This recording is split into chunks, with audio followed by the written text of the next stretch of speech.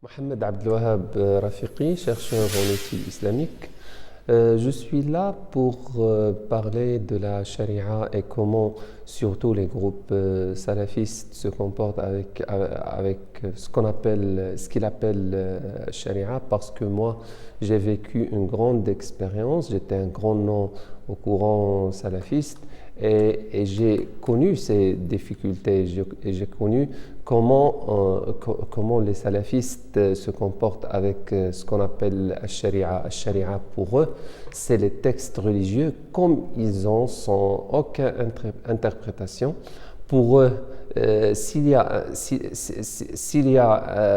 un texte qui dit qu'on doit tuer l'autre, il faut tuer l'autre sans savoir le contexte de ces textes. Pour moi, c'est ça, c'est ça ce qui est important pour moi, parler du contexte.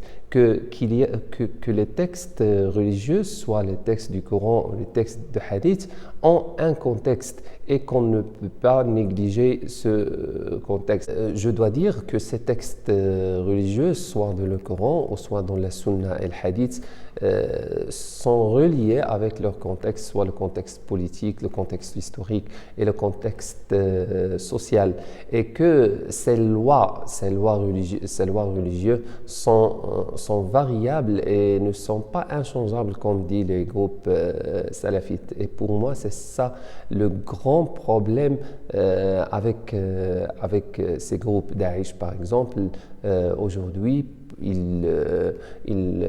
tout ce qu'il pratique, il dit que qu'on trouve ça dans le Coran, qu'on trouve ça dans la Sunna. Et ça, c'est vrai parfois c'est vrai ce qu'ils font, on trouve ça, mais quand on ne fait pas attention au contexte, pour moi, c'est ça le danger.